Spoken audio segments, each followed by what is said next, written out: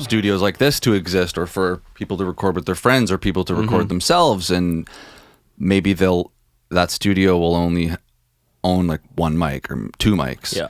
Traditionally, you know, when back in the day, we're talking like 80s, 90s, 2000s, when there were like big, huge budgets for albums and artists were getting advances and still making money off of CD sales and shit like that. Like, it's different, right?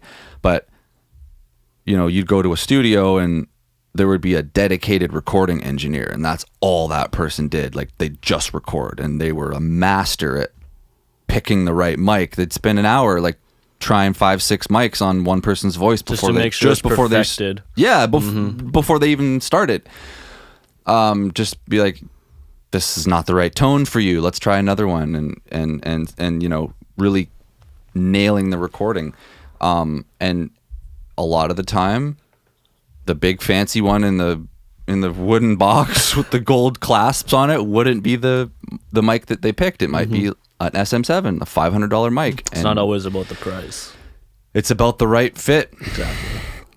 It's about the right fit. So I'm glad that I've got a couple different options now. I mean, I still go with the Manly almost all the time. Yeah, you know how excited I was when you told me you were copping that, and then you got it, and I was like, let's fucking go. We're going back to back sessions, which we did. We went back to back. I was like, this is so sick. I love it. That mic I love, and it's actually built a reputation as being the quote unquote just add talent mic, meaning that it's so well rounded that it works for so many different sources, so many different people. You just put the person in front of it, and then you've got the record type of thing. Like, it's done. And that has really been true. Like, I use way less plugins than I used to. The recordings are just banging right out of the gate, just so clean, so three-dimensional. But you know what? I still got a pair of SM7s, still have the TLM 103 in there. Boslin refuses to use anything but he refuses to use anything but the TLM. So point enacted right there. So it all depends. Boslin's album sounds phenomenal, you know, and he you know, that's what works for him. And it's like, we got this other mic that costs 5 times as much, but no, I want this one because I like it and it's familiar for me and it works for my voice. So that's one of the cool things about microphones and stuff. But it's a science. It is, yeah. It really is a science. And it takes years to learn this shit too, man. Like, you know, it's easy to just see price tags and be like, oh, that's going to automatically. That's the one. Yeah, and that'll automatically get me, you know, 4 steps ahead further than I am now. But and what's the one that Travis uses again? It was a Sony something. Oh yeah, the C800. C800. Yeah, Drake uses that. Bieber uses that. Future uses that. I mean, it's like, you know, Post Malone uses that. That's a $10,000 mic, and they've been discontinued. Oh, so now they're like 14, 17K sometimes if you can find them. Discontinued. Yeah. So that is the Sony C800s sort of like become the industry standard for like the top level pop and hip hop stuff, when you want that just like ultra polished clean sound. But yeah, one day maybe, I don't know. Again, like we get amazing results with way less. So yeah. I mean, it also depends on the person working it, right? Just the person in the booth and the person outside the booth. 110%. How you can manipulate the voice to sound a certain way and to make the person sound the best they can sound, pretty much, right? Oh yeah, so it's like a multiple step process. Oh, absolutely. Like, I had some artists a year ago that I was doing some mixing for, and they were you know, very new, just starting out, kind of home studio type of build, and I gave them some pretty honest. It was maybe a little stern, but it was they had to hear it, right? Like, they had to know what was up, because like the stuff they were sending me was just, you know, I could hear I was like, you're for sure in your kitchen. I can hear the refrigerator. I can hear your AC unit. The reverberation is, I mean, ambiance. Everything was wrong about it. Like, the gain was turned up way too high. It was just like beginner stuff, like super amateur stuff. And, you know, I was there one day too, so I know better, and I feel a responsibility to speak up when I feel like I can give that feedback and help somebody and make better them, teach them something. So I wrote these guys like a pretty lengthy email and made some suggestions and stuff, and they actually took it really well, nice. Which I was surprised by. And then they were saying, oh yeah, we're gonna get, you know, this gear, this mic. What do you think of this mic versus this mic? And I said straight up, I was like, you could buy a $5,000 mic. That one that you're looking at is $300. That's going to be great. But before you go looking at mics and gear and equipment, go watch some videos on YouTube and learn fundamentals, because that's more important than anything. Mm-hmm. They could drop $20K on a home studio, you know, everything, compressors, mic preamps, but if you don't know how to use it, you can still totally fuck your shit up, man. You can have the best of the best resources right in front of you, but you need the roots first. In anything, any aspect of life. Yeah, it's way better to have the experience with lesser tools than amazing tools and absolutely no idea how to use them. Once you're given the extra resources and the bonuses, then it's like, now you can really excel and go off. You can just extend far beyond what you were working with, because you've mastered the roots and the base. Yeah, right. That's when you really get work with little first, special and then shit. Once you give it more, it's just you're like fucking ready. You're polished. Once you combine the experience with the equipment, then you're really making, you know, A-level shit. But it's so important. The recording aspect as a element of record making, I think is so overlooked. A lot of people just, and I'm guilty of this as well, just, you know, rush into, they're so excited because I got the song written in their head and they got the beat and they just can't wait to get it out, right? But they skip over like the crucial steps of like mic position. How far is the pop filter away? Like getting the level right, all these things. And I see it a lot here when I come back and someone else has been using the room before me, and when they book like a no engineer session, and like the mic, it's some wonky stuff that I see. Like, I hope they were. Mic is like I hope that wasn't how it was. 2 feet off the ground. Yeah, I've talked about this on a previous episode a little bit, but yeah, it's shocking, and it's like, you know, you can after that, you've got, the way I think about it is like, it's like toast. Like, you burn it, but you can still put jam on it later on or whatever you want. But at the beginning, it's burnt. It's still burnt toast at the end of the day. You burn your recordings. If you fuck those recordings up, I don't care who mixes it. You can get the best whatever. It's a turd at the beginning. So the recording is the whole damn thing, man. Mm-hmm. It's like you said a few minutes ago, it's an art. It's a beautiful thing. It's so deep. The depth.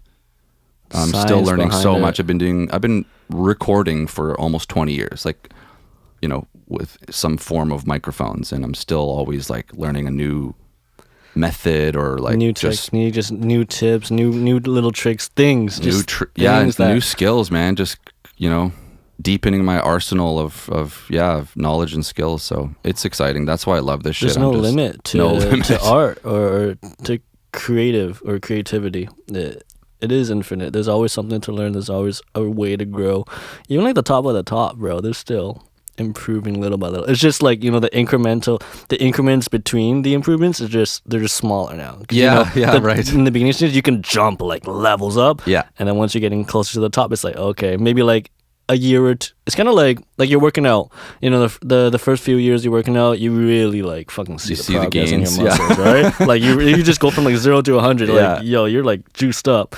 But then the more you work out, the lesser the gains, right? It'll take you 2 years to get what you got in like 5 years back then. Right. You know what I'm trying to say? Yeah, absolutely. So it's just like that. Yeah, that first little like that initial, you know, however many years is you're on a rocket ship, dude. You're just fucking you're just like bulldozing everything. You're just fucking ramming through everything. Yeah, it's exciting. It's really exciting. So let's talk a little bit about 28 FLAIR. Welcome to the show, man. I'm so glad you're here. What an intro. I'm so glad we're finally getting to do this, because we've been working together like about a year now. It's been a year. Yeah. Actually pretty accurate. I remember I hit you up last year, June, July, something like that. Maybe we didn't record till August or whatever. But I remember I sent you a DM. That's on Instagram. I was like, yo, I'm looking for like someone new to work with. Like, you know, I've always fucked with 2-track. I've been here many times. But yeah, it's been like a year, and it's been a pretty fast-paced year with you, actually. Yeah, we've done a lot of good work. I think we've got to know each other well, and we you know built a chemistry, which is so important. I like being friends with people I work with first before anything else. It's just I don't like working with someone in like a business mindset relationship. I want to like get to know the person first, and you know, just like get to know them, get to know more about their life, buddy type shit. And it just makes the process more natural and fun. You know, it's just like friends hanging out in the studio making some fire shit. Right? That's just what I like to do. That's how I like to work. I hear you. Right. I mean, I'm glad that we got to know each other. Yeah, no, we definitely click and we get along well, and that's so important, right? Like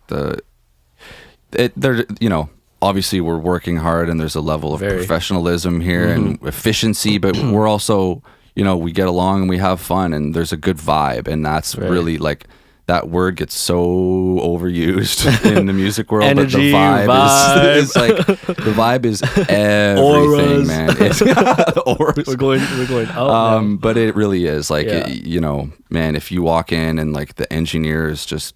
You get a bad vibe, or vice versa. You walk in and the artist just has like an attitude, and you're just like, the product's not gonna come out well. I don't know where we're gonna go with this. Like, this is already, we're off the track. So, that's like an intangible thing. Hey, but it's kind of everything. Yeah. So we did. What was the first one we? Eternal. Eternal. That was the very first like step into the journey. Last year. Crazy too, during like, you know, mid-pandemic and everything. It was. But it was a crazy year. Yeah, Ups it's and great, downs, man. But 2020 was. You put out a handful of stuff, videos, singles. It was 2020 was such a productive year. It sounds so strange. It's like we were living in some underground bunker, and like COVID never came here. Like, we're just banging out shit. We're just still going. It's just what you make of it, right? It's what you make of it, and how you approach it. I mean, you know, everyone has their own way of navigating through times like that. Yeah. And there's no, in my opinion, there's no like right or wrong objectively. It's just depending on your life situation. Yeah. Like, yo, I was bunking around too, man. I was playing Warzone with the boys, you know what I'm saying? Back last year. Yeah. I was like, fuck, this, God forbid, this never happens again. So let me just have some fun, right? But when it's time to get back to work, it's time to get back to work, right? Yeah, no, that's for sure. I think you're a good example of like, you know, just making the best of a difficult situation, and just the perseverance of just, you know, this is what I do. I'm going to make music. I'm going to continue to show up for work, even if it's difficult, even if there's outside influences. And, you know, I've always admired that in the time I've got to know you. Thank you. That you just have like this really, really, really good work ethic that's not common amongst a lot of artists that I see. It's more like, yes, this should be fun. Yes, we're making music because it's, you know, it makes us feel good and we love this. But at the same time, it's work. I mean, we've got to see things through from start to finish, and then we've got to, you know, promote it and social media and all that stuff. And you seem to be really have such a good grasp of that. Took some time to understand just how things work, and you know, I have good friends, good team around me, good people around me to help me out with things. Shout out to Baby Lung or Joe Ash for, you know, just being there for me in terms of like the music aspect, marketing, and just helping me, you know, understand more of the music scene and the industry in itself, and, you know, how to navigate and how to roll things out. So, you know, big props to him for working with me, you know, over the past half year. Hey, holy crap, it's been half a year. No way. Yeah. But yeah, you know, process. Yeah, so important. That comes up pretty much every single episode, is the importance of having a good team around you, people that you trust fully through and through, that are family almost, that really want the same thing, that there's no ulterior motives, everyone's kind of working towards one common goal. Have those people around you, because nobody that we see, pick anyone that you see on Spotify playlists or Apple Music playlists, is like there's armies of people working on behind the scenes to get that person's face on that playlist or that song out, right? That we don't really acknowledge. For sure. It's a freaking, you can solo dolo, but you go further with a team, and the energy and the experiences when shared with other people. I just think that's you can't just get that anywhere in life, right? If you have a team, if you got family around you, got good people around you, like, not everyone is able to, be connected in that way. So like, be grateful for that. Don't take advantage of 110 the people around you like that, man. It's not all too common as you might expect it or think it is in this world. Totally, man. I'm really curious, when was the moment for you when you decided, I want to try this music thing? Like, what was going on in your life? What was going on in your head? And what kind of led you to decide, let me start recording songs? Like, tell us that story. Oh, hey, that's kind of like part of the whole Euphoria trilogy series, story-wise. But like several years ago, I was just going through some shit as like a teenager, all that stuff. And I just came to the point where it's like, well, all my life I've always enjoyed music and different kinds of sounds. Like, I listen to all kinds of genres. Like, if you check my playlist, it's just a whole freaking list and mood board of different feelings and sounds and instruments. So I've always just wanted to be able to communicate what I enjoy listening to, kind of in my own way, though. Because I'll go from listening to like heavy metal to like hip hop to like indie pop, like literally all across the board. And I love everything. So it's like, okay, how can I kind of communicate who I am within to the world, to express myself in its truest form, in its deepest form. There was no better way for me to do that than through sounds, through music, through recordings, through just a plethora of things going on within the mind, within like audio waveforms and all that shit, right? But like, it all started pretty much several years ago, and where I was just like, like, I need to do this kind of like for myself, because like I just wanted to get my word out there and to get myself out there, and to just like show the world who I am and whatnot. So that's kind of like the initial stages. But like, obviously 6 years ago, something like that, I didn't start until actually 2018. So like, even after then, when I wanted to do music, it wasn't until a few years later where I actually started. And that was in 2018 of October/November. That's when I first like legitimately, well, I wouldn't say legitimately, but that's when I first got my foot in the door in terms of like, I just got into the first studio. Okay. That's with Adam, Midnight. Right on. Crazy. Yeah. So pretty recently. So before that, like you had no kind of experience recording yourself at home or nothing, practicing on a laptop.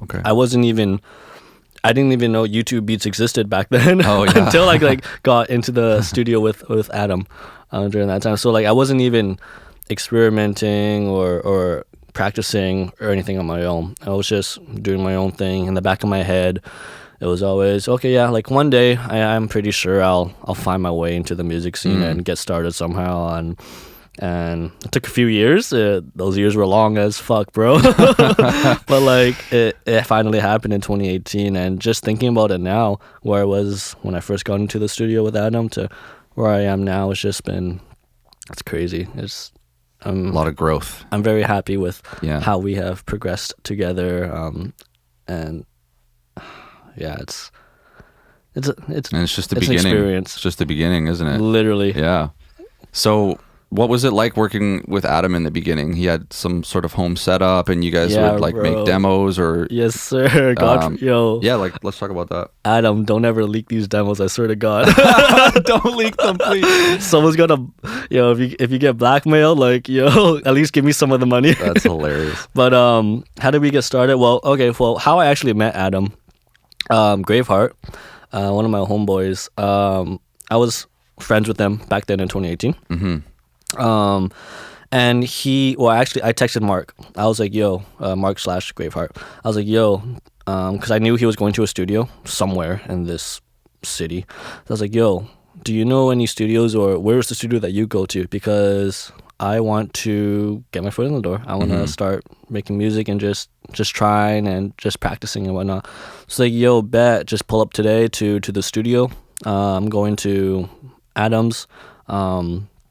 And yeah, just vibe out. So that was the very first time I met Adam, and I still remember meeting Adam. I didn't know who he was or what he looked like. I was like, oh, okay, it's just this guy. And then he's just a chilled motherfucker, you know. He's like my best friend, bro. Yeah. It's crazy. I've only known him for a few years, but when working with Adam in the very beginning, it was all just like, yo, man took me in when I had like nothing to show for. He was like, yo, just pull up, like just come in and practice, right? And like I was just like, I mean, I don't want to say a nobody, but like I was just like a mofo, just like, yo, like I just want to try. Like, I was just that guy off the street, just like I just want to do some shit with music, right? And he's like, okay, bet, just come up. And yo, every week I was there, like I was putting in time in and out, just practicing. And we, of course, I think a lot of people can relate. We start with like online beats, right? Just because you want to get the flow, you want to start practicing, writing lyrics, melodies, and all of that stuff. So we would just pull up demos. We would just record demos on the mic, just to try and experiment. So we'd do that for so long. We didn't even start producing until 2020, last year actually. We didn't start producing. Holy moly. Like we didn't produce our stuff from scratch until last year. So it was purely much just like me and downloading some MP3s off YouTube and shit. YouTube type beats. And practicing over those. Paying for some waves, paying for some stems, practicing that for like a year and my math is so bad, like a year and a half. Recorded some demos. Like there were so many songs actually where I recorded and I was like, yeah, I'm gonna drop this, but I never dropped it. And I mean, I'm not saying like they're bad, but like compared to now, yeah, I'm glad they didn't drop. I still got this shit on my iTunes on my laptop, man. If I had it with me right now, I'd show you, but I don't. But like I still listen to them sometimes. But the thing is that what we recorded and the songs that I chose, like at the end of the day, they were still me. Like it was me at my core. Yeah. I'm just, objectively, maybe it wasn't to the quality that we're putting out right now. But like, yo, that was still me and I felt that shit. And what I wrote, that was just real shit. It was real shit just coming out. Yeah. But, obviously when you first start with something, you don't really have the mindset of how to like finesse and really make this like a really good product. You know what I'm saying? Yeah. We're just doing shit. You don't know what you don't know. Even. Exactly. Like, yeah. I thought it was fire back then. Like, I thought this was like, yo, let's go. Billboard #1 right now. Yeah, right. Yeah. Why aren't we signed? Literally. But like, I'm happy that I went through those days. I'm very happy because it's what it took to get to where I am now. Yeah. I remember telling Adam many times, and Adam knows this because I remind him like every so often. I was like, yo, Adam, like these were the early days still, like first few months and whatever. I told Adam like, yo, I know how I sound now. I know like I was pretty aware that like this wasn't it. Like there's always there's years and years to grow. And even where I am right now, like literally July 2021, like this isn't it either. There's like a whole decade of me to go through in terms of growth. But I remember saying this to Adam back then. It's like, yo, I know what I sound like now. Like I don't really give a shit how I sound now. I know eventually I'm going to get to where I want to be in terms of like sound and quality. Like I just told him like how I sound now is what I have to sound like to get to where I eventually want to be. I kept telling him that like That's so these good that you were demos, aware it's of like that. whatever, Adam, like this is just a stepping stone, right? To get to where I am like now in 2021. Yeah. And what I'm putting out right now in 2021 and 2022 is just going to be more stepping stones to get to like, the highest potential I can reach for myself. So yeah, it was just a whole accumulation of in and out of the studio, me at home just writing to online beats. Yep.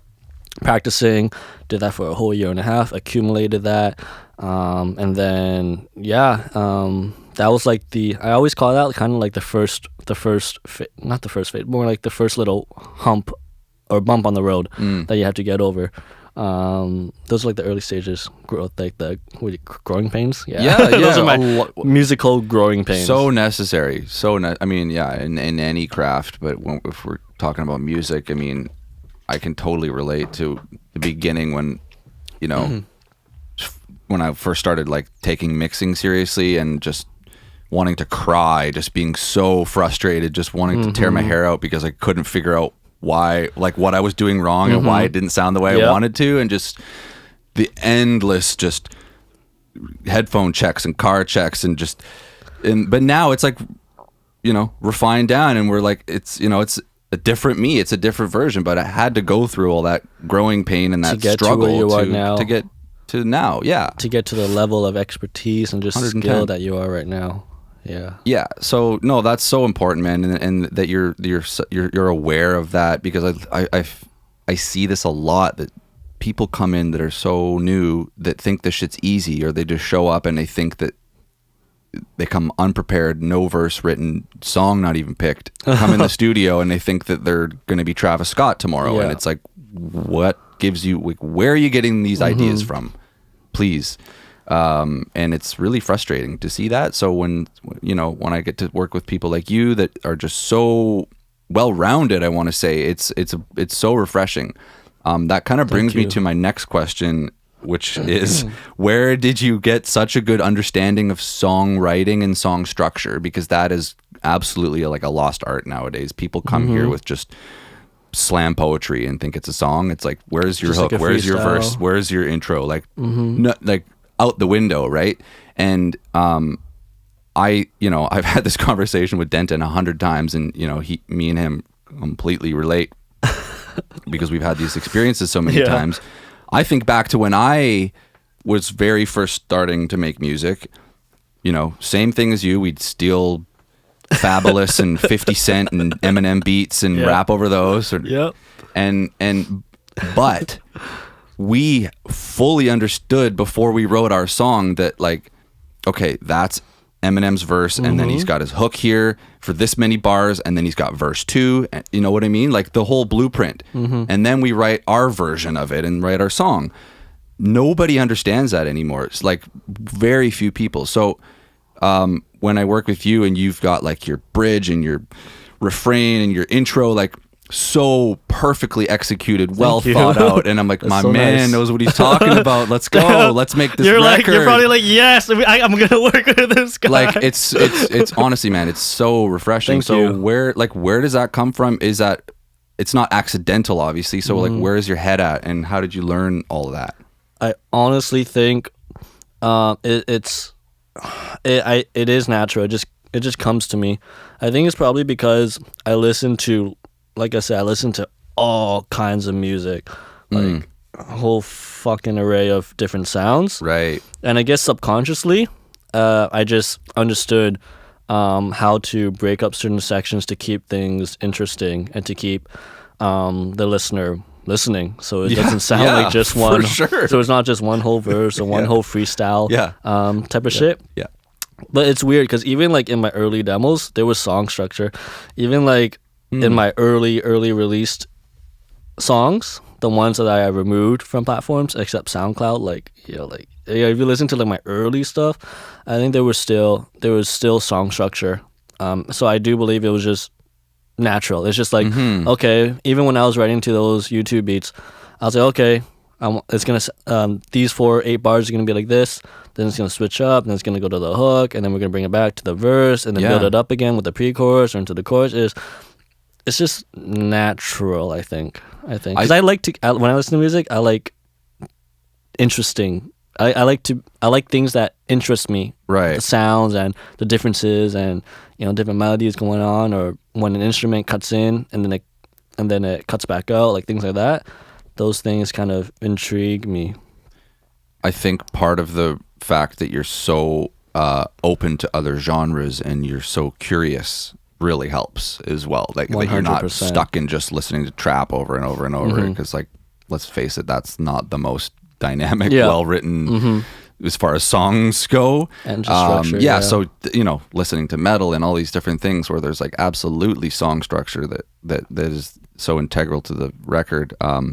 That's really cool. Definitely, it's really cool. So you've been doing your homework. You've been kind of studying. You've got like a good like a library of ideas and other sounds in your head. That's fantastic. Just all about executing them to the best of my ability. Yeah. Do you have any interest in like learning an instrument? I took piano lessons back then as a kid. Oh yeah, forcefully, and I didn't enjoy it, but I didn't hate it. It was just kind of in the middle. Mom's paying for your lessons. Like, yo, Jordan, you're gonna just take some piano lessons. I'm like, I bet. Like, exactly. You too? Same thing for 10 years. Exactly the same story. Oh yeah, I remember you telling me that story. Yeah. But like, at least you probably kept some of those skills. I forgot everything about piano, bro. And if how old was I? If grade 4 or grade 5 me knew that like one day I'd be making music, we still got the piano at home. I would have been practicing and playing that shit. But like back then, I was like, nah, I don't really feel piano anymore. But like, right now I can't play any instruments. One day, I want to relearn not relearn some instruments. Oh, relearning piano would be nice, and learning other instruments would be sick. Like, I don't know, one of my favorite sounds are like synths. I think you definitely know that all my songs have like at least one form of a synth or a cousin to a synth in it. All over the place. Literally just fuck it. You'll stack the hook, stack the chorus with synths, make it hard for Max to mix my vocals in. I know North was like stacked, bro. It was stacked in the chorus. Yeah. But like I can't play any instruments right now. No, that's where the producers come in handy with me. Adam, 40K, they know what the fuck they're doing. Yeah. All I have to do is communicate my vision, my idea, and I just let them play some melodies. And once they lay down some melodies as well, sometimes I'll go in and I'll be okay, these are the buttons or these are the keys I can press. Then I'll just fuck around at times with them. But other than that, no instrumental skill set right now. I'm curious, like what I'm sure you've learned a lot from working with these guys. Yes. When Adam was here, he was talking about how it's really like a total collaborative effort when you guys come in and pretty much start from absolute scratch, and then it's like this, just one or two song references, and we just go in. I think about Eminem quite a bit, because a lot of people don't know that Eminem is like a really good engineer. Eminem engineered a lot of like the G Unit stuff. Eminem is mixing credits on big records. Eminem has production credits on like Lloyd Banks songs. Wow. But I was like, what? Like, how does he have time to be one of the greatest rappers of all time and do that? And then I was like, oh, okay. Well, he did spend like a decade sitting next to Dr. Dre for like 36 hours. 36 hours a day. 36 hour sessions. Whatever they were, and you probably pick up a thing or two, at least about especially what with a does goat what. like that. Yeah.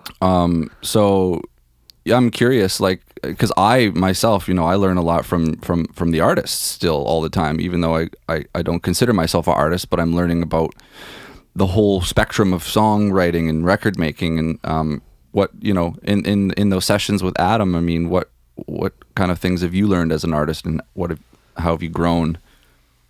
With Adam, it's been 2.5 years. Holy, it's crazy because when we work together, let's say when I come to him with a certain idea, for a song, first I'll just pull up like a song or two, just to reference it and be like, I like the sounds, or I like the instruments in this song, and like usually all these songs have like a synth in it, so I'm just like, yo, I like this synth. Let's like do something like that. Yeah. Like if you listen to the intro track to my EP, Euphoria Everlasting, it's very like Hans Zimmer, Blade Runner inspired, 2049. Totally cinematic. Like literally, I was like, yo, Adam, we need to find like the exact synth, and we found the exact synth. Oh wow! How did you do that? Just Google, like, or what was it? Shout out Omnisphere. Oh, okay. We do all our shit like through Omnisphere, like majority of things production. Was it literally just going through the sound bank in We're Omnisphere literally and just like, that's not it, that's not it? Yep, literally. Wow. And then he pressed the key. Obviously, you're going for certain keywords that would match it, and then you just go through these like keywords, and you go through a list in those keywords, and it's like, yo, that's pretty. I think I'm like, yo, that's the closest we're ever gonna get. Lay that down. So like, yeah, I'll just go to Adam, the song 2, in mind, and then first we want to figure out like, BPM, the melody, the key, or the pitch I'm a singing, and then I think we just build from there. Sometimes we'll start with like the bass, the kicks, the kick pattern, drum patterns, or maybe we'll just start with like melodies using the synths and the pads and whatnot. But like, I learned a lot from Adam. Like, this guy has like, yo, he's like, I say this a lot, I don't even mean it in like a joking, but like, he really did birth me musically. Like, without first meeting Adam in the beginning stages, like, he literally like took me in.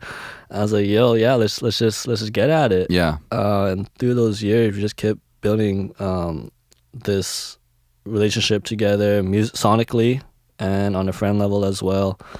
But like, he taught me, I mean, he also has influenced, part of the song structure, because like, not just song structure, but just like the sonic sounds in general. Yeah, right. Because he's always pitching ideas to me too, right? And like you said earlier, I think you said, Adam, in your episode with him, he said it was a huge collaborative effort between me and him. Yeah. So we're always just going back and forth with ideas. He'll be like, yo, I got this idea, you want to do that? Sometimes I'll be like, yeah. Sometimes I'll be like, not really. And then I'll do the same with him, like, yo, what do you think about that? He'll be like, yeah, no.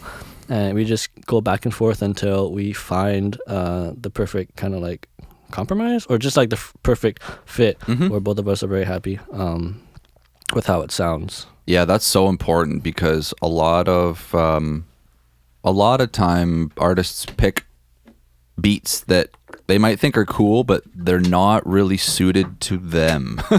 Yes. Like what they're capable of, or what their voice is going to sound like on that beat, or their range as a singer. A lot of different things go into like picking a beat. It's not just, oh, I like this beat. Literally, it's like okay, I got to imagine myself on this. I have to dance with this. Yeah. It's got to be like a puzzle. I got to fit with this, right? So even when I was like searching for YouTube beats, it was like one out of every 500 beats I'll like actually download and practice on.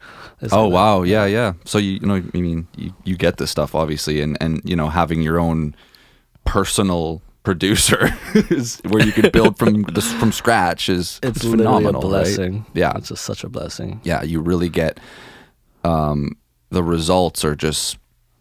You get the best results. That's the way to get the best results. It's really, the best way to express who you are, right? When you can customize the craft itself. That's the word I was looking for. It's all handcrafted, yeah, man, from the ground up. And sometimes, obviously, not every single song that we have ever produced since working together will be something I release. But like I said, those ones are just the building blocks and the stepping stones to get to the next song. This is a track. Like, yo, like we produced. Quite like the second project, he produced 7 out of 8, or like we, I guess, collaborated on 7 out of 8. Nice, those tracks. Nice, yeah. And like, I'm very happy with how it sounds, and it's just yeah. I guess we could talk about the project now, because by the time this comes out, I mean, it's just around the corner anyhow. Next week. Yeah, next week. Literally. The one that you did with Graveheart. Celestial, yeah. We did that. That one was so fun. Yeah, I mean, from a perspective of me being like a person who enjoys the music being the engineer, getting to see the Pro Tools session, all of that, right? Like I could really see, wow, this was so well thought out from the jump. You know, I mean, you guys produced that together, then you put the vocal on, and everything just fit so nicely on that record. Mm-hmm. And then you got a incredible feature. I love that verse is still stuck in my head, man. Some of his flows, Graveheart's flows, he's bad as shit. He went nuts on that. So shout out to him. But yeah, that's one of my favorite songs on the album, and it's like I think it's a really good example of like what we've been talking about, just so custom, right? Just so every sound is there for a reason. You were there kind of all the way through, not just at the end. Oh, let me put my vocal on this, sort of like building it. It has to be like for my music. My intentions for what I put out is I want the song to be a sonic experience for the listener.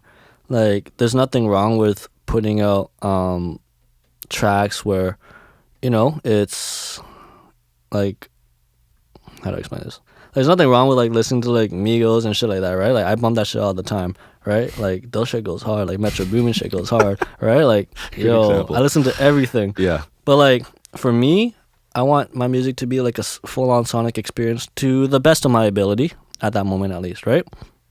To where I'm at that moment.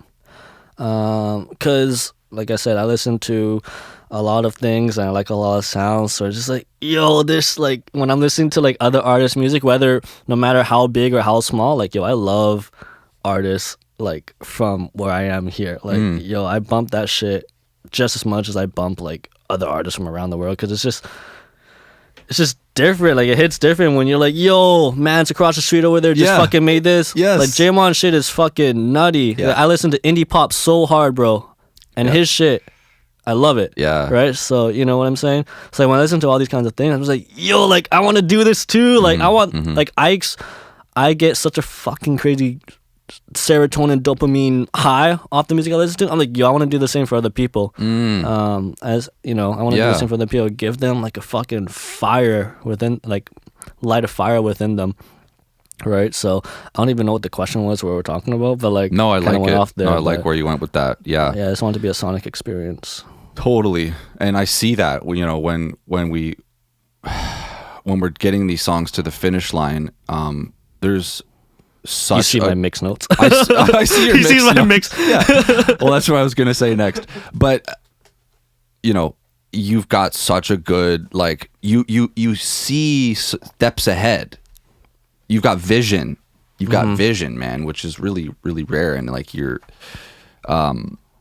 in such a like more than just an artist way. Like if you decided to, I feel like you could be an incredible just producer. Like I'm not talking about like making the beats, but I'm just talking like, let's bring FLAIR in to just like creative direct this shit. Because you've got such a good vision, and I see that when we're working on your songs, and I'm like, oh yeah, I hadn't thought of that, but look, damn, that's a really good idea. Like, let's throw this in there, let's do this, and it's, the foresight and the vision is like so strong. Yeah, it's a gift. It's rare, dude. So talk to me about like the project, because I have this feeling, and tell me if I'm onto something, that your project is sort of. It feels like a movie, like the way you've constructed it in a way where like it's not just songs. It's almost like you've built a film and you're the lead character in this film. You're telling this story through all of these songs. Am I onto something with that? Literally, it's a whole. So the Euphoria trilogy series, this whole plan is probably gonna, it's it just tells the tale of what I have gone through over the past several years. And I'm just communicating that story through sounds, through waveforms, and through the visual, or the music video series as well. The video series as well. Right. Like it's I didn't even think of this like project first until just like the end of last year. So this is like, I mean, in the big picture, this is like a last minute kind of idea I see. that I wanted to execute on, because when the new year hit, I wanted to start fresh. I removed all of my old shit from back then. Like I got, I was developing the craft and the sound still. So I was just like, okay, how can I build up into a project for this year? Because shout out to Baby Along, he said, it's always best if you're gonna drop singles, at least have it lead up to something. So that was a plan. Like whatever we produced, whatever I was making, it had to lead up to something. Yeah. And I am careful with how I what's the word? Place the songs accordingly in the tracks, and just how I write them, because I want it to be literally front to back, beginning to end story experience, right? So like this song is before this song for a certain reason. I'm not just putting 7, 8, 9, 10 songs on a project and it's just, okay, you can listen to this song individually, you can listen to this song individually. I want it to be like it all tales from the previous song, right? So it's a whole journey. First EP this year, second EP next year, third EP. We'll just leave it at that. But all three of them are gonna tie together in some way as well, right? Yeah, that's the first phase of my journey. 3 project plan that will tell the tale of what I've gone through, and I'm just excited to just get the story out and communicate who I am to the audience, to each listener. It's interesting doing it that way, like 3 EPs as opposed to an EP. Then I did my EP, now it's my first album type of thing. But you're breaking it up more and more like digestible pieces, right? And also kind of leaving some anticipation for the next one, right? So that's what here we go talking about, like you're thinking steps ahead again, right? Like it's all so well thought through. Different sounds for a different project. First EP has a distinct sound. Yeah. Second one, I'm not gonna say what kind of sound it is, but like you'll know what kind of sound it is when the music comes out. And then third one, I already know like how I want it to sound, and we just got to get to it now. Cool. But, it's just cool, man. Like this is my life, so I take fucking care of it, right? And the vision. This is what I want to do, and this is like my art form. This is like my canvas. So when I'm painting the picture, I want to make sure it's done at the highest ability that I can do at the moment, right? I don't want to like half-ass my life work, right? This is like No, I mean I'm trying to just do this to the best I can. Do it all the way, or just don't do it. Just don't show up. You know? Like I'm exactly the same way. Like I'm so freaking thorough with stuff. So talk to me about once the song is finished. Once the song is finished, I feel like the mix and master or the production? Once the song is finished, mixed and mastered. Oh yeah. And then the promotion is out. Because you seem to be really good with that. You seem to be very consistent with that. I think there's this idea that's not fully quite grasped with a lot of artists that, I talked about this with a few different people over the last month, but the ratio between the music, effort, time, commitment, and then the putting this out, getting people to hear it, promotion ratio. Like where would you put that if it was a scale, like 50% or like more on the promotion? Like how do you think about it? In general, or for me? Well, both. Okay. Yeah, I mean, go ahead. Like off rip, I suck at marketing, like my stuff. Like, you think you do? I think I do. Well, I don't. Okay, maybe I don't suck because like obviously like you see me trying to push my shit out with the content, right? Yeah. So I'm executing it, but like just by default, I'm more of a creative person, and I know a lot of artists can relate to that. We focus more on the art form and the sounds and the experience, right? Yeah. We put like all our energy into it. But of course, what's the fucking point of doing that if like there's no little nudge or push once it's out to get it heard, right? But the ratio for me, well, I mean, like again, this comes back to Joash. Where he has helped me. because he wanted me, when I rolled out my music, to really push the content out there and to really give them something to look at, so they can connect the dots with the sound and the visual, right? Because sound is one thing, but like when you can give them a picture or a painting to look at to like kind of communicate that sound in the physical form, then it kind of just, I don't have the exact phrase or words for this, but it's just like, it kind of like intrigues them more. It's like, when like for example, you put a music video after you listen to a song, it's like, okay, like this is like, you get something extra to kind of see or hear, right? So I just wanted to make sure that I can communicate the sound, not just when they're listening, but like give them something to look at as well. So part of this is having good people on your team, kind of pushing you, kind of explaining this as well.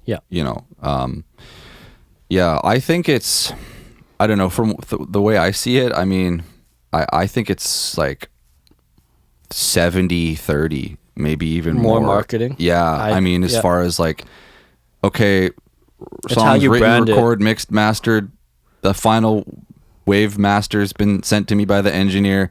Now the real work begins. And that's what people forget, man. It's like World of Warcraft, you're level 70, now the game begins. That's what people say, right? It's like the grind was to get to level 70. Now you're out there in the real world. And that's the business side of things is where a lot of, like creators and artists will lag just by default, right? Totally. But it's a very important aspect. Cause nowadays, man, it's fucking everything because nobody's signed anymore. Everything's like you are your brand, your everything, your influence. Man. You are your brand. And because there are a lot of good songs out there that get crazy pushes and hit certain numbers, right? And a huge part of that is through the marketing push. And how you do that.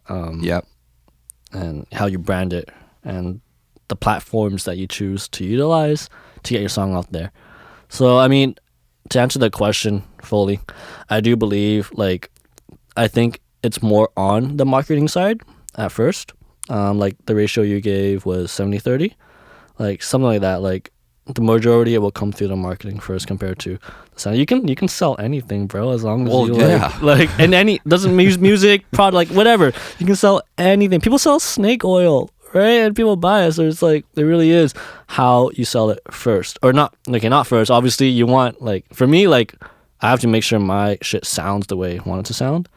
I'm not gonna put a half-ass product out there and okay, let's just market this a certain way and it's gonna go, right? I don't really care. I'd rather have this 101%. You still song. Fully care in the product. But I do believe majority of it and how it will be heard will be more so through the marketing side. But at first, you gotta make sure your roots and your base product is fucking as good as it can be. Right? I mean, depending on who you are, and what your integrity is, right, for the product that you're making. But yeah, I'm with you on that. More marketing first. A lot. I wish there were more.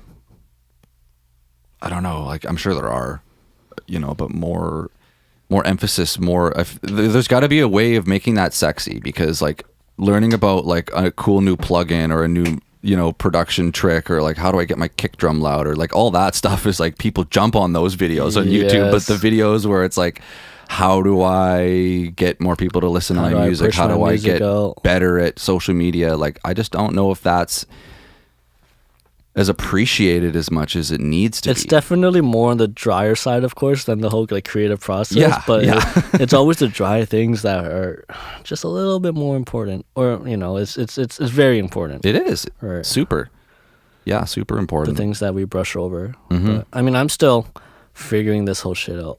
I'm still learning. I've only really started this year, January, on a official scale. Right, because you've removed all of your older stuff, and this is kind of the new first impression.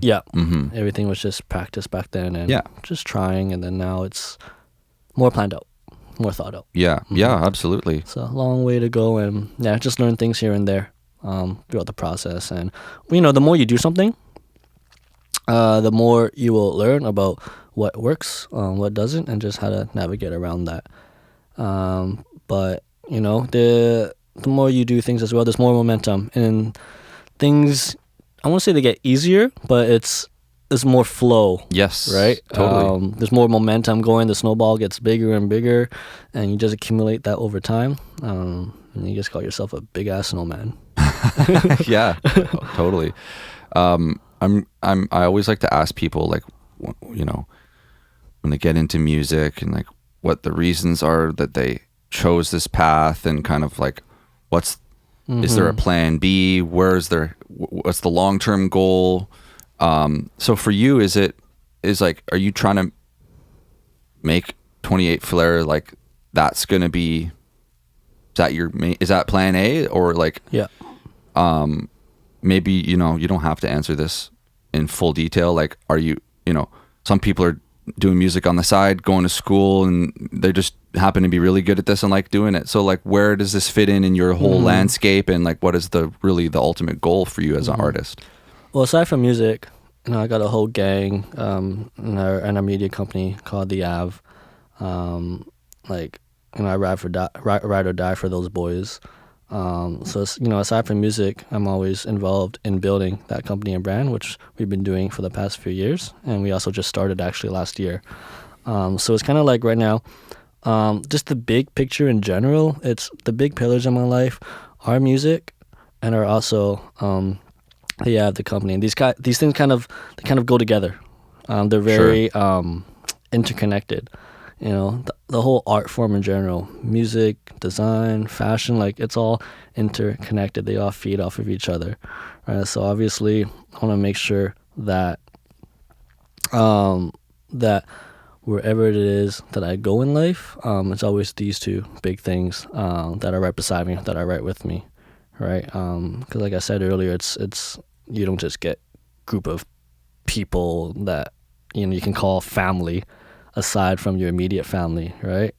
And whatnot. But like in terms of the music aspect, like when I chose to do music back then, or when I first had the idea, it was always like as far as I can go. And it only got more what's the word? The feelings got only more intense. It's more like the drive got even bigger and bigger through the years. Yeah. Right? Like, you know, is there a plan A, plan B, plan C? Like, this is plan A, this music career, and like, there's no other way of seeing life right now. Good. It's just music, bro. Like, yeah, I just have a certain vision for why I want to do this. Everyone has their reasons, right? I have my own reason, and it's just like I gotta make sure this happens. I'll make sure it happens, and like shit like that, right? So it's just, no, this is plan A. no plan B. Amazing. I mean, I love it. Yeah. That's kind of what you've got to do to make it in this industry, because all or nothing. Oh yeah, like, man. It's tough. It's got to be your 24/7. It's got to be all consuming. It's really got to be your main drive. Tell us more about the Av. Like, what do you guys do? What's that company about? And yeah. So the Av is a media company that was first immediately founded by our homeboy named Fee. He's like the true originator, like number one founder of the company. Okay. Who, you know, back then had the idea of just kind of, how do I explain this? Because the vision obviously evolves and changes over the years, right? But we've always wanted to help create and help nurture and help build the culture here in Vancouver, because, you know, I think everyone, if you're from here, you kind of know, you've kind of seen the growth of the city and the culture here, right? Like years and years ago, it was different. It's not where we are right now, and even then where we are right now as a culture in Vancouver, there's a long way to go, right? We're just starting. Yeah. So, you know, our vision with the Av is to nurture and build the culture here by shining the spotlight and creating a platform, providing a platform for artists, designers, creatives, the hidden gems in the city here. Give them that platform to really communicate who they are themselves, and to really shine the spotlight on Vancouver as a whole, right? For Canada to see, for the world to see. So it's me right now. It's me, Fee, Jay, Rain, Steve, and Sheldon as well. But yeah, me, Fee, and Jay were like the first three. We met a few years ago. Well, I met them a few years ago. Mm-hmm. Jay and Fee knew each other before, but just like my music, we only just started like last year. Like It took 2 to 3 years just for us to get an idea as to what it is that we wanted to do as the Av, right? Like, yeah. Those are all really, really, admirable, very beautiful concepts. I mean, how are you executing this? What types of services are you guys offering, and what kind of artists are you working with? And paint a picture for me there, how this all fits together. I think one of the first good ideas that came about was to create a podcast / video interview series, which we have called In the Cut, where it's just like every other podcast or video form interview, where we will have an artist or two people on the episode. We call it In the Cut because it's like these are the hidden gems within the city. Like, there are so many people here doing so many crazy things. The talent is like, it's there, right? But like, a lot of people don't know that certain types of talent, certain types of people exist here. So what we want to do is to put those people within the video series to give them the platform, give them the spotlight to kind of like share who they are. So that's why we created In the Cut. We have 2 seasons out right now.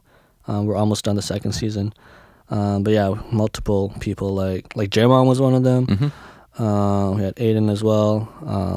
A lot of the Chaos team actually on there. Elijah Blonde, Prado, Alfonso, many kinds of people.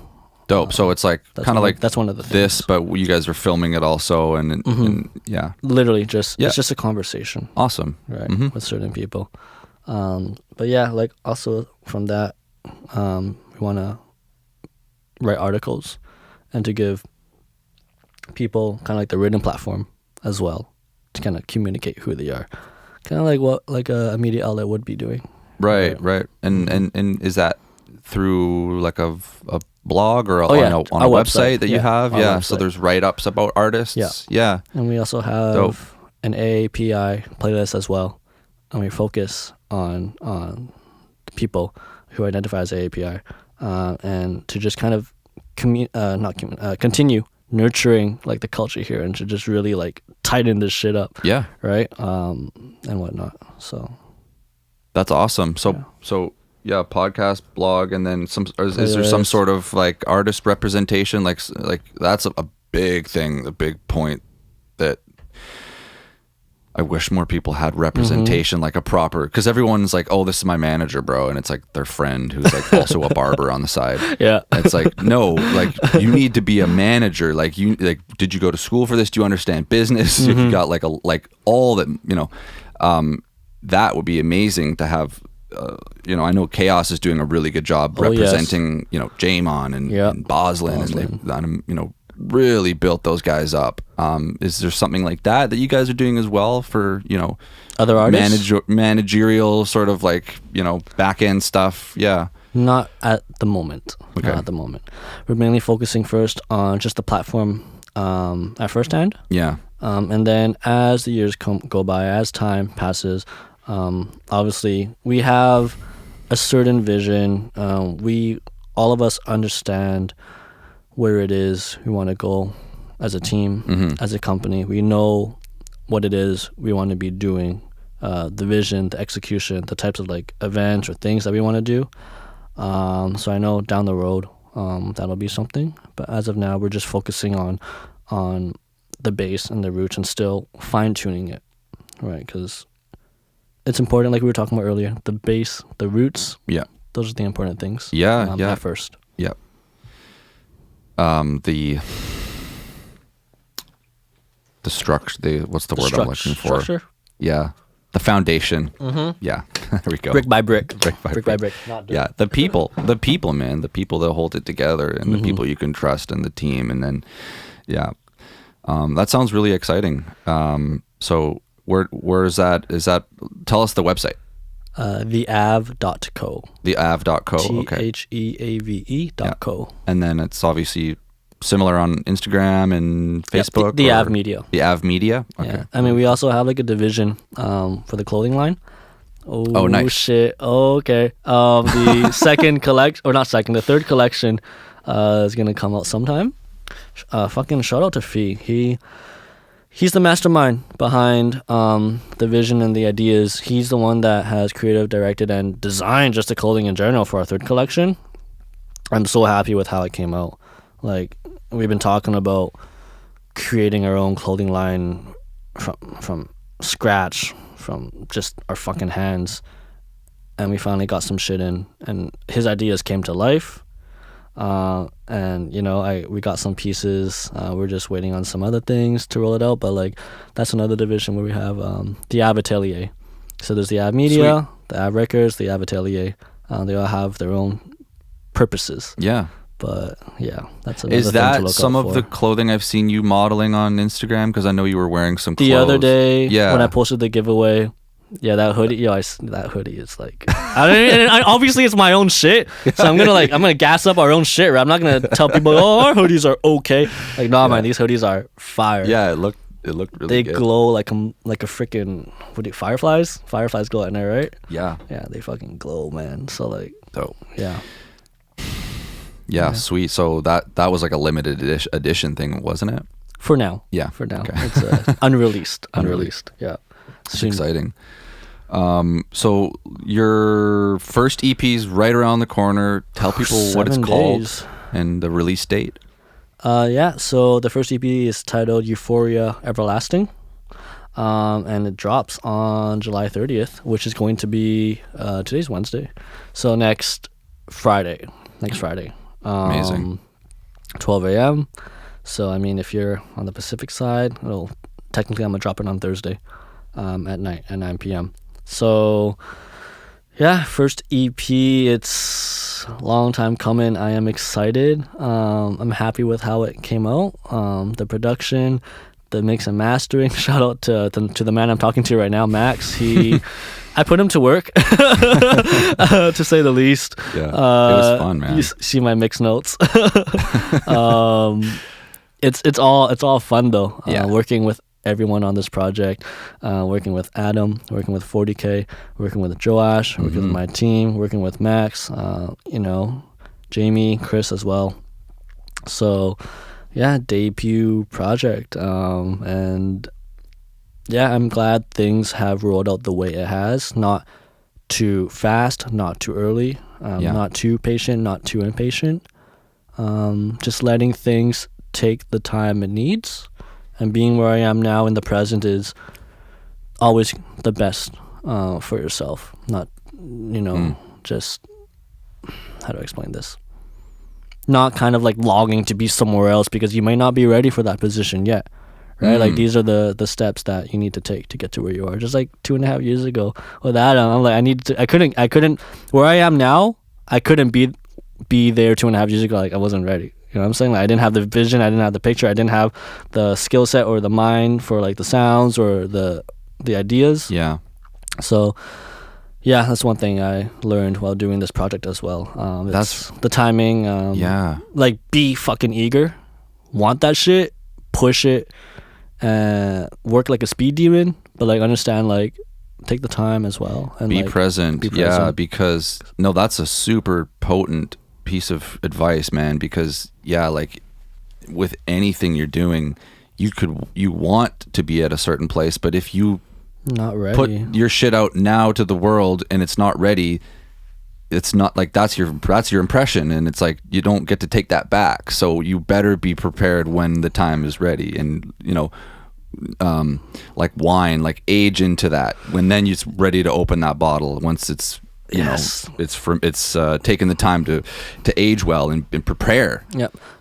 Music is as much about timing as much as it is about just the creation and the sound itself, right? The way you plan things out for yourself, the way you roll things out. Like, I don't want to like say too much, but like there's a certain reason why I'm doing things during like a certain time frame and rolling things out a certain way, just because like I'm just trying to like think ahead and plan for the future and plan for myself and be like, this is best to do this at this time, this is best to do that at that time. Like, yo, I'm so impatient though. Like when me and Adam we're producing the second project, I'm like, fuck, can I just drop everything right now? There's no point. Sure. There's no point, right? There's a reason why I'm dropping just this first project now. I can't drop every single thing when I just started, right? You have to wait. So well, that's good that you have that feeling, but hang on to it because it's only going to get stronger, right? You know, and then when it does come out, it'll just feel amazing. You know, patience. Yeah, patience, so. Timing, so important, dude. Super important. So before I get you out of here, I have to ask you, how did you get to name 28 FLAIR? 28 FLAIR. Oh, yo. Okay. Let's see. Okay, so back. I don't want to. I don't want to tell you guys what the original name was gonna be. It's like so. Oh, your first artist name? Yeah. That, okay, if you don't want to. But. The ones that like, you put on the demo tapes, you title it as a placeholders and shit. Totally. It might have had FLAIR in it already, but like back then in the studio, like you know, every artist always says something. They always have a certain tag that they roll with. Like, what would it be? Travis would be like La Flame. And he'd have his certain ad-libs. Every other artist would be kind of like in a similar way. They'd have certain things that they enunciate or like shout out. So during the studio sessions, I was just trying to find certain words that have a ring to it, that have a ring to the ear, that when you shout it, when you say it, it's like something the crowd can just chant or say. Okay. Like, you know, Jazz Cartier, he's like LaFleur. Gucci is... Okay, yo. When I found out Gucci was LaFleur, I'm like, what the fuck? His name is Flair too? But Adam was like, it's spelled different. I bet I'm still running with this shit then. And I watch wrestling too. And so like, I love Ric Flair. The man's just fucking nutty. So it's just like, I was just trying to search for certain sounds, certain things that had a ring to it. Something that when I say I am making music, and then they'll be like, oh, what's your name? I'll be like, it's this. I'll be like, oh, okay. Like, you know, hopefully it'd be like a good name and whatnot. Yeah. So I just came about. I was just shouting out random shit. I was like, Flair, Flair, Flair. And you hear my flares in the music too. You're like, I tell you to fuck it up and make it sound good. So that's how the FLAIR part came about. Okay. It's nothing too crazy. Like, I don't really have like a crazy story for my name. I was never called FLAIR or anything back then as a kid. I was called something else, and I was gonna go with that name, but like now we're not gonna go with that name anymore. But 28 as well. Like, it's weird. I wanted a word with a ring to it, and I want like numbers in my name as well. Cause yo, 88 glam goes hard. 88 rising, that shit goes hard. I was like, I can't go with 88 FLAIR though. Like that's way too much. And you know, in Asian culture, 8 is a very good number. Okay. It represents happiness and whatnot. Okay. So I wanted an 8 in there. I was like, yo, my birthday's on the 28th. Oh, right on. Yeah. There you go. July 28th. So I was like, yo, I want an 8 in it. I want the FLAIR in it. Let's go with 28 FLAIR. And then I was like, Adam, is that a ring? Does that sound good? He's like, yeah, man. Yeah. Okay, bet. It flows nicely. FLAIR, like, it is. 28 FLAIR. It's just got a ring. Yeah. It's got like a rhythm to it. You never know how good a name or a song or whatever would be until it's out there. But like, I'm like, through the past year, I'm like, okay, I think this was a good pick. I think. It's. I don't like using the word original, but it's original. Like, it's different and unique. A really like mind fuck with that I got when I was at Nimbus in the music business program. They were like, yo, like, think about the Google ability of your name. Okay, yo, you just fucking reminded me here. Like, I wanted something that I could dominate in. Yeah, but also like, you know, FLAIR, Ric Flair, but like, you know, one day. When you type an artist name in Google, only that person will show up. You want to pop up right away or on the first page. You don't want to be named like, you know, just something so average that, like, is that a construction company? Is that a grocery store? Is that a rapper? Like, what the fuck? That name is so unspecial. so you want to pop up right away. You want to be Googleable, if that's a verb, right? And I think that is. I don't know, how many other 28 FLAIRs are out there in that combination. So that's great. And people listening, if you're trying to think of an artist name, think about how, your Google ability. Think about people searching you. You don't want it to be hard for people to find you online. Unless Make it easy. Unless you're golded off rip, where you dominate search engines off your debut. So I think you nailed that. Thank you. And it's 28 FLAIR on Instagram. Yes. Yeah. 28 FLAIR. Everything. 28 FLAIR. All platforms. New EP right around the corner. We did a lot of it here at 2-Track. Majority of it. It's super fire. I'm really looking forward to having that out. I'm going to share the shit out of it, man. I'm stoked to be a part of it. Shout out to all the spaces that I worked in over the past year to get this project rolling, and just the other music that I've been making. Palm Street Studios, hosted and ran by Andrew, Colin, and Adam. Shout out 2-Track. Big ups to Max with just being inviting to Studio B. That's where we do our shit. Shout out Natasha, always being fucking amazing with the creative studio. Moses, whoever's always down there. Just different people down there at different times. And Nova as well, Chris and Jamie, always solid people. Absolutely. Yep. Cool, man. Well, this has been super fun. It's been a pleasure. We finally get to do this. Glad that we could talk. Yeah, we could talk, and I think people got a chance to see a little bit more of the 28 FLAIR, the artist, the person, behind the scenes. It's been really cool hearing your stories and stuff. Thank you. So I've enjoyed this a lot.